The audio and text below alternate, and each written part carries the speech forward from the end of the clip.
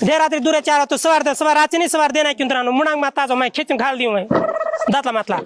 जाओ ये कर लेता जाओ पिसा दूचुपन అందరు చూస్తున్నారు కదా చాలా రోజుల తర్వాత నేనేమో అందరికి చెప్పాలి సడన్ గా మీ అందరికి తెలియాలి అని చెప్పేసి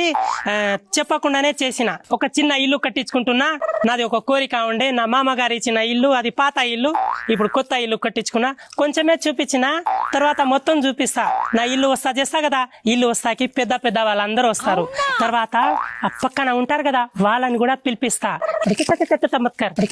తమ్మత్కర్ నువ్వు హలాచి ధేర్ సోమల హలా చూపనండి